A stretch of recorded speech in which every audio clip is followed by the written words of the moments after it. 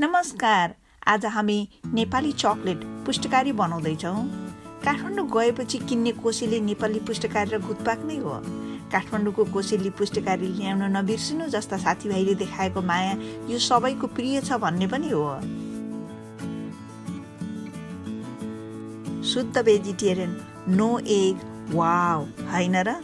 Snacks bite होस् या energy bulb वा प्रसाद, यो सबैको लागि उपयोगी र मिठो छ। पुष्टकारी बनाउन चाहिने सामग्रीहरू यस प्रकार छन्।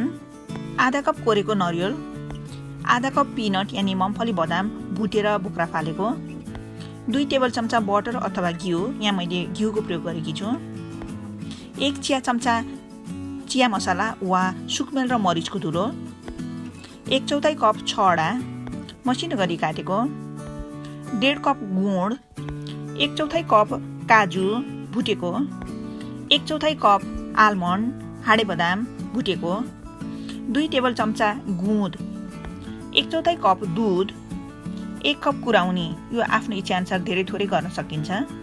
एउटा फराकिलो कराई तातेपछि घिउ राख्ने, मिडियम हिटमा घिउ तातेपछि गुँद फुराउने। तातो घिउमा गुँद चाँडै फुर्छ, यसलाई चलाइरहनुपर्छ। डल्लो परेमा यसलाई फुटाउने, 15 सेकेन्डमा यो फुर्छ। गुँद तयार भयो, यसलाई निकालेर एउटा प्लेटमा राख्ने। त्यही तातो कराईमा गुँड राख्ने, दुध पनि राख्ने र चलाउने।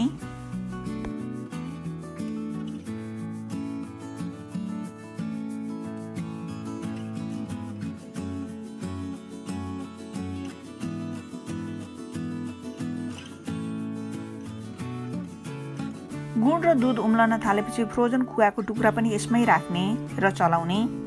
खुवालाई कोरेर राख्दा पनि हुन्छ, मैले चाहिँ टुक्रा टुक्रा राखेकी छु। चम्चाले त्यही तातोमा खुवालाई थिचेर फुटाउने, तातोले खुवा पनि पग्लिँदै जान्छ भनेर। गुँडलाई चलाउँदा खुवालाई पनि त्यसैमा थिच्ने। खुवाको मात्रा धेरै थोरै गर्न सकिन्छ। फ्रेस खुवा छ भने चाहिँ गुँड पाकेपछि मात्र राख्नुहोला। 5 मिनेटपछि नरिवल पनि राखेर चलाउने।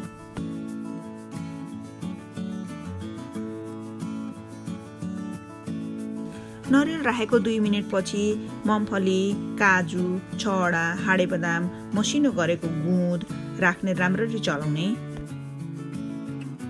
मिडियम लो हिटमा 10 मिनेट जति पकाउने। यसलाई बेला बेलामा चलाइरहनुपर्छ। पाकेपछि यसको रङ गाढा भएर आउँछ र यस्तो साइनी हुन्छ। मैले नरम खालको पुष्टकारी बनाएकी छु। हजुरलाई कडा पुष्टकारी मनपर्छ भने अझ 2-3 मिनेट जति पकाउने।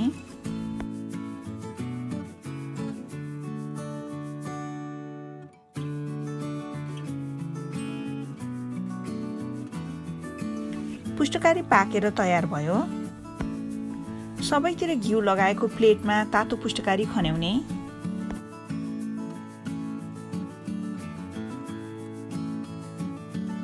चाँडै सेलाउनको लागि अलिकति चम्चाले फैलाइदिने। अघि बचाएर राखेको घिउ हातमा लगाएर एक छेउबाट चम्चामा लिने र हातमा सहन सक्ने तातोमा रोल गर्ने। 2 औँलाले थिचेर चेप्टो बनाउने। हजुरले आफ्नो इच्छा अनुसारको सेप दिन सक्नुहुन्छ, गोलो, लाम्चो, चेप्टो जस्तो मन लाग्छ। मैले चाहिँ यसरी सानो, चेप्टो र ओभल आकारको बनाएकी छु। यसै गरी बाँकी पुष्टकारी पनि बनाउने।